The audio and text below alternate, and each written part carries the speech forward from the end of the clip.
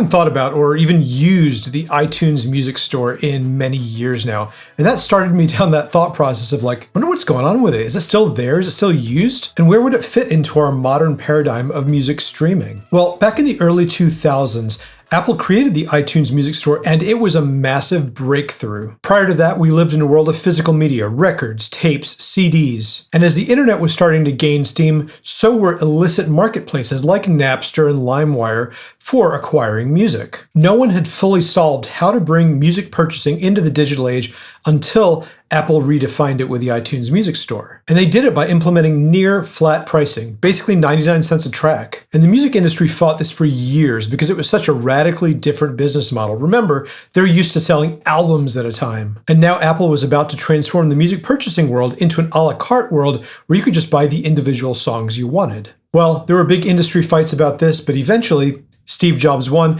and it was coupled with the release of the iPod, a hardware device that would let you carry around your music purchases in your pocket with an ease that surpassed even Discmans and Walkmans and stuff like that. Then about a decade later, streaming arrives, pioneered by Spotify and soon matched by Apple Music. Apple blended their original purchasing model with their new streaming model and integrated them both into the app they now renamed Music. And I'm not even going to get into the complexities of them offering a service called Apple Music in an app called Music, analogous with their Apple TV and TV apps, which are further complicated by devices called Apple TV. Anyway, that naming nightmare is for a different video. Apple still sells music through its iTunes store, which lives inside the Music app. Its revenue is very, very small compared to the streaming business, and I haven't heard people talk about buying tracks from iTunes for many, many years now. It's pretty clear that most music consumers are streaming music through services like Spotify and Apple Music and even YouTube. And this has accelerated, even though we've seen a revival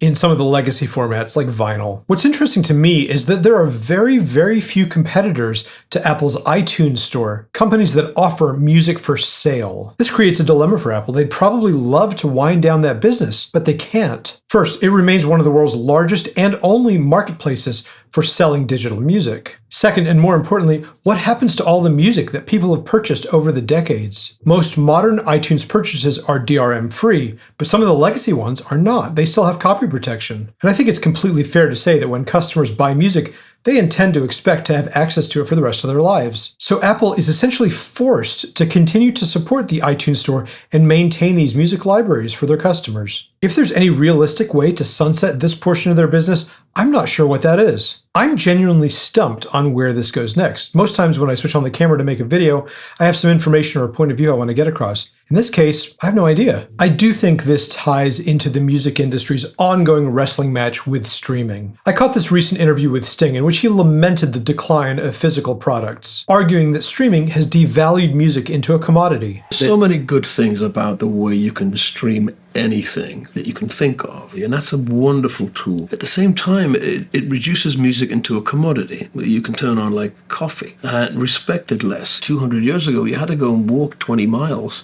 maybe on a Sunday, to hear it in church. Or buying a record, you'd take it out of the sleeve and the inner sleeve and you'd lovingly, ritually place it on the thing, and the stylus would go on and the white noise. That was a religious exercise for me. Now the commodity just fills the glass. Even in 2026, with most people using Spotify or Apple Music or even YouTube, this model has big flaws. Artists frequently complain they're not being paid fairly because they only get a fraction of a penny per stream. Meanwhile, it seems clear that we're heading into an era of subscription fatigue because the prices of services like Spotify and Apple Music, YouTube Premium, Netflix, Hulu, those kinds of services, they keep climbing and climbing and climbing to the point where a lot of consumers are saying, this is untenable. I'm renting all this material that I never watch or listen to. At some point, people will cancel or consolidate. Speaking personally as a music professional, I actually don't listen to music recreationally all that much. You might find it surprising to hear me say that high fidelity is not actually my priority. My number one most valuable subscription, and it has been for about the last 10 years,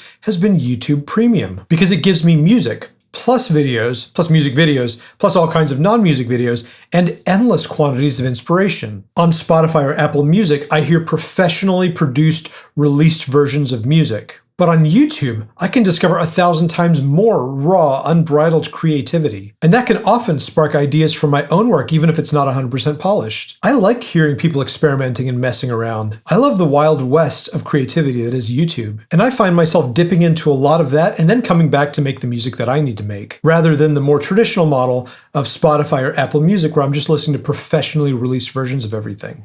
Anyway, that's my take. Where does purchased music go from here? I have no idea. I still have a legacy library of probably 100,000 plus tracks in my old iTunes app, but I haven't actually touched it in many years because I found that YouTube has supplanted most of it. What are your thoughts on the future of owning music versus streaming it? And what does the future hold for music purchasing? Or will streaming win? Or will streaming die? I have no idea. Leave your thoughts below. I want to hear them. Thanks for watching. I'll see you on the next one.